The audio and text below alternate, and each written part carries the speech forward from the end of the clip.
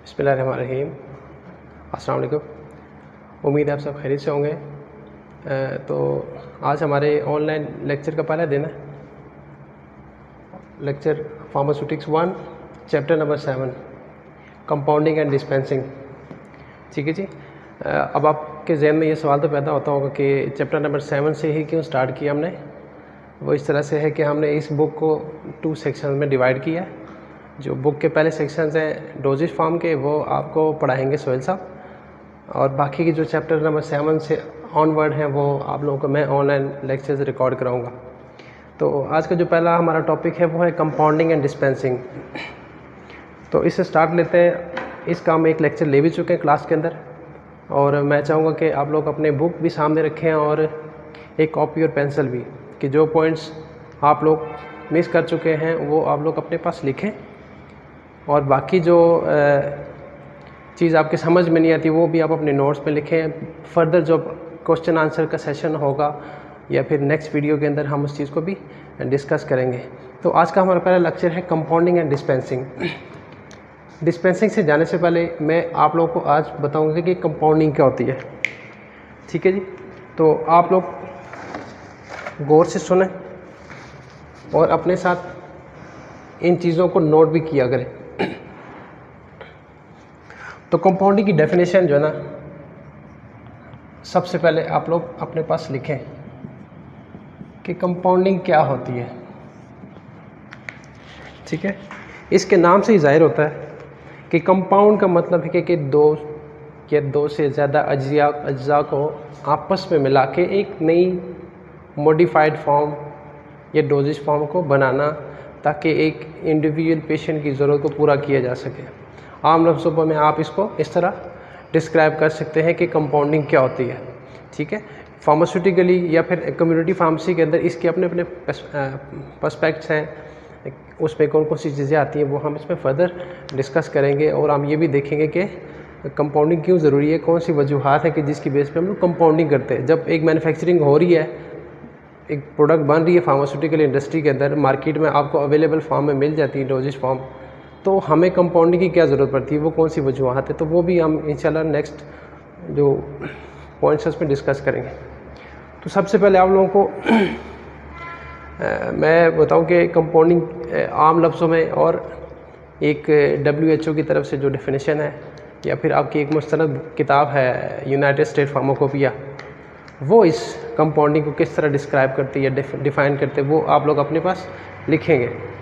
तो आम जुबान में कंपाउंडिंग का मतलब है कि creation of particular pharmaceutical product to fit the unique need of a patient. Creation of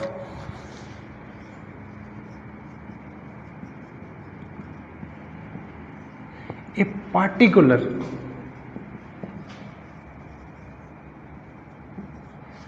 pharmaceutical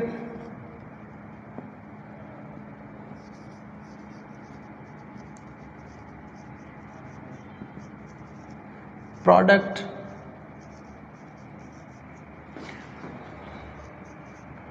to fulfill the unique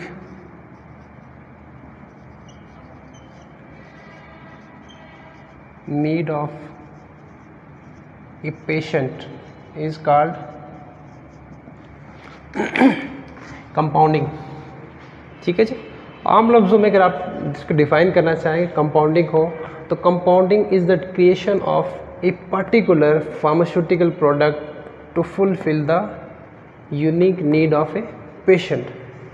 इसका क्या मतलब हुआ कि वैसे तो हमारे पास डोजेज फॉर्म मार्केट में अवेलेबल है, लेकिन कभी कभी होता है कि ऑफ लेवल प्रिस्क्रिप्शन आपके पास आती है। सपोज़ कर एक बच्चा है जो कि टैबलेट स्वेलो नहीं कर सकता।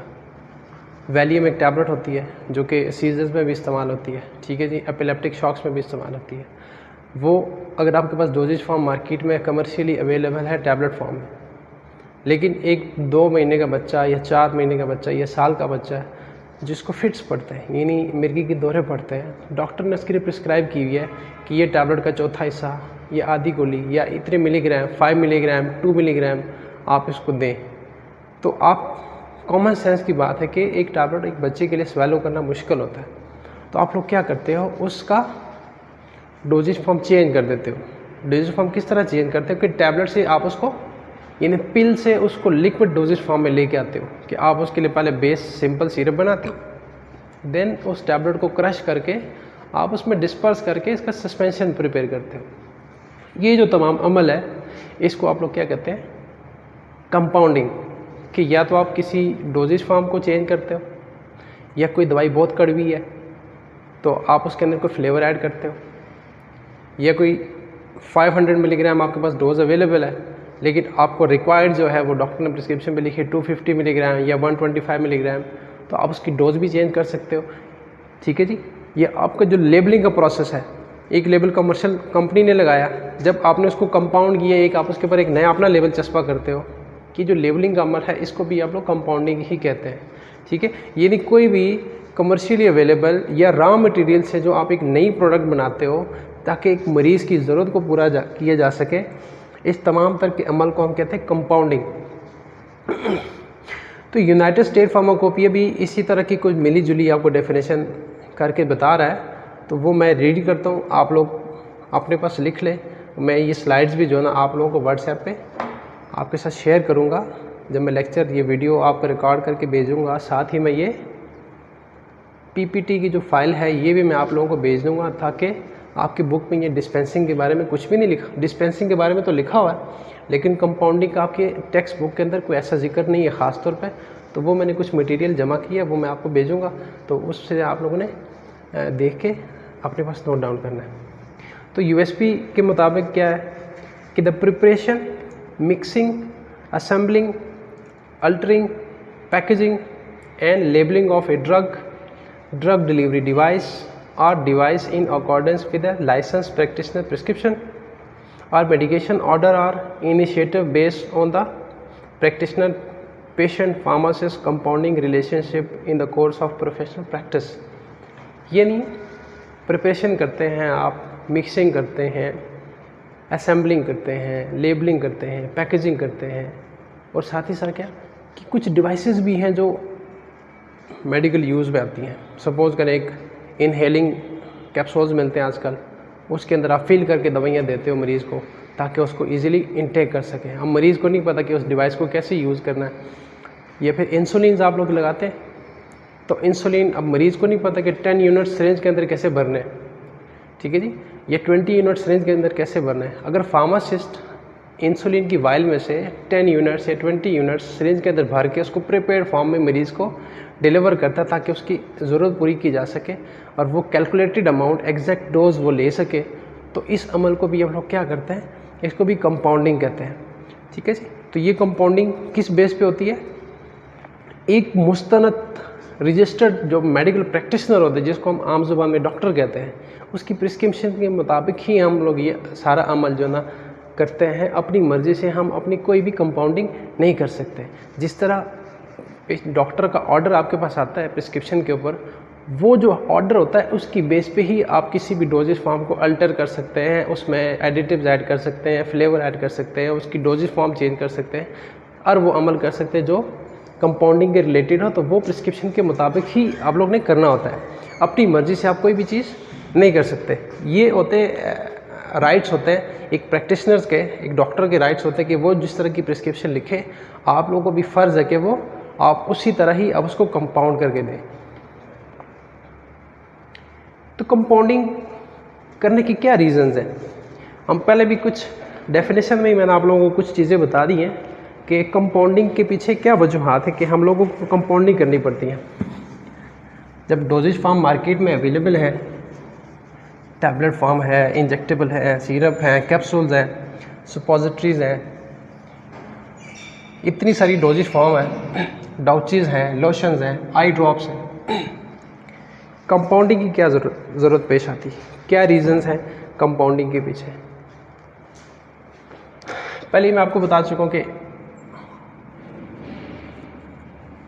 Reasons behind compounding. सबसे पहला रीज़न है टू चेंज डोजेज फ्रॉम पिल यानी टैबलेट या कैप्सूल टू लिक्विड। कोई भी टैबलेट है, कैप्सूल है, उसको आपने कन्वर्ट करना किसके अंदर, सिरप के अंदर या फिर सस्पेंशन के अंदर। ये अमल जो है ना, ये भी रीजन है कंपाउंडिंग का। सेकंड क्या है, टू अवॉइड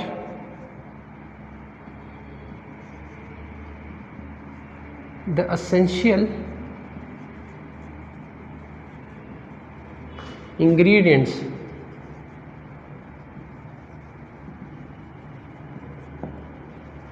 अब एसेंशियल इंग्रेडिएंट्स का मतलब क्या है कि एक डोजेज फॉर्म अवेलेबल है मार्केट के अंदर, लेकिन क्या है कि उस ड्रग से बंदे को एलर्जी नहीं है, लेकिन जो उस ड्रग की डोजेज फॉर्म में एक्सिपिएंट्स हैं, अब एक्सिपिएंट्स में कलरेंट भी हो सकता है, प्रिजर्वेटिव भी हो सकता है, बाइंडर भी हो सकता है, डाइल्यूएंट भी हो सकता है, डिसइंटीग्रेंट भी हो सकता है, उस एक्सिपिएंट से बंदे को एलर्जी है, पर आपके पास कोई चॉइस नहीं है अलावा अजीम के आप इसका क्या करें, आप रॉ मटेरियल लें और उसमें आप अपनी मर्जी के इंग्रेडिएंट्स डालें। आपको सिर्फ वो इंग्रेडिएंट स्किप करना होता है जिससे बंदे को एलर्जी है, ठीक है। जिस भी इंग्रेडिएंट से पेशेंट को एलर्जी होगी आपने उसको बीच में से स्किप करना होता है, ठीक है जी। तो ये भी हमारी वजह होती है कंपाउंडिंग की। नेक्स्ट है जी, to obtain the exact dose.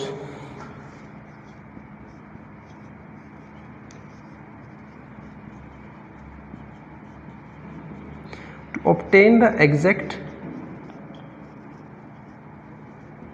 Dose, मैंने आपसे पहले जिक्र किया कि कुछ पेशेंट के लिए मुनासिब नहीं होता कि अगर डोजेज फॉर्म दी हुई है, सपोज करें ऑक्सीडिल इंजेक्शन है, ऑक्सीडिल इंजेक्शन 1 ग्राम उसके लेवल पे मेंशन्ड है, लेकिन प्रैक्टिशनर या डॉक्टर ने लिखा हुआ कि जी पेशेंट को लगाना 750 मिलीग्राम।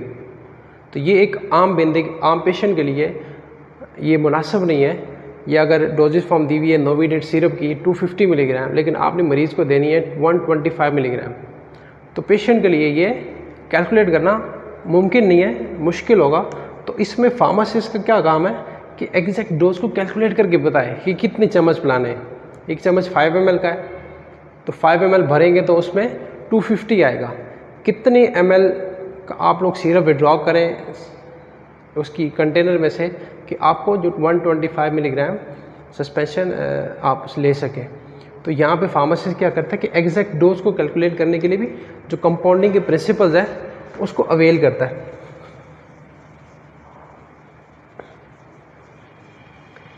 नेक्स्ट है जी, to add flavours. To add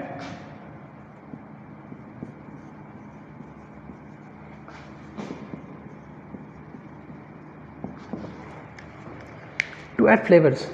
हम फ्लेवर्स क्यों ऐड करते हैं? ताकि अपनी मेडिकेशन को हम क्या बनाएं, पैलेटेबल बनाएं, आप उसको इजीली स्वेलो कर सकें। आपने कुछ दवाइयाँ देखी होंगी, जैसे आप उसको पीते तो कड़वाहट होती है तो बच्चे नहीं पी पाते, वो क्या करते हैं, वॉमिट करते हैं। बॉडी के एक रिस्पॉन्स आता है कि उसको रिजेक्ट करते हैं, वॉमिट हो जाती है, जिसकी वजह से आपकी डोज ज़ाया हो जाती है। तो उस सूरत में हम क्या करते हैं, फ्लेवर्स ऐड करते हैं ताकि बच्चे उसको ईजीली ले सके और वो उसकी जो बिटरनेस होगी उसको हम मास्क कर सकें। तो ये भी वजह होती है कंपाउंडिंग की। कंपाउंडिंग हम इसलिए भी करते हैं।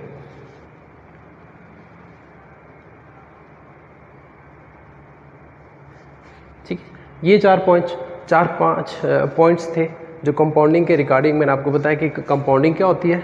कि कंपाउंडिंग है to the creation of a particular pharmaceutical product to meet या fulfil the unique need of a patient. ठीक है जी, ये डेफिनेशन थी आम अल्फाज में। और कंपाउंडिंग की वजूहात क्या है, हम क्यों कंपाउंडिंग करते हैं, वो वजूहात भी मैंने आप लोगों के सामने शेयर कर ली है। और बाकी जो लेक्चर होगा वो डिस्पेंसिंग और जनरल जो गाइडलाइंस है डिस्पेंसिंग और कंपाउंडिंग के, वो हम इंशाल्लाह नेक्स्ट जो वीडियो रिकॉर्ड करेंगे उसमें मैं आप लोगों को बताऊंगा। तो ये मैं जो लेक्चर्स आज आप लोगों से शेयर किया, इसकी सॉफ्ट कॉपी भी पीपीटी मैं आपके साथ अपने व्हाट्सएप ग्रुप में शेयर करूंगा, तो आप लोग इसको भी देखिए, अपनी बुक को भी देखिए, दोनों को टैली करें। जो आपको पॉइंट समझ आते हैं उनको आप नोट डाउन करें, जो समझ नहीं आते आप लोग उसको अलग पेपर पे नोट डाउन करें, ताकि जब नेक्स्ट लेक्चर में हमारा क्वेश्चन आंसर का सेशन होगा उस पर हम उसको डिस्कस कर सकेंगे। तो उम्मीद है आप लोगों को आज का लेक्चर, जो फर्स्ट लेक्चर था हमारा compounding and dispensing chapter number 7 से, आप लोगों को समझ आ गई होगी। तो आप लोग भी कोशिश करें, आप लोगों का तावन जो है हमारी कामयाबी उसी में ही यकीनी है। आपने फीडबैक भी ज़रूर दीजिएगा, कहाँ कहाँ पे ज़रूरत है कि हम इस चीज़ को और किस तरह बेहतर कर सकते हैं, तो उससे भी आप मुझे आगाह करें, ठीक है जी। जो ग्रुप के अंदर हम लोग लेक्चर को अपलोड करेंगे उसी में मैं आप लोगों के आंसर एंड क्वेश्चन का जो ना वो आपको फीडबैक के जवाब में दे सकूँगा। तो तब तक अपना ख्याल रखिएगा। नेक्स्ट लेक्चर में इंशाल्लाह बाकी चीज़ें हम डिस्कस करेंगे। अल्लाह हाफ़िज़ नासिर।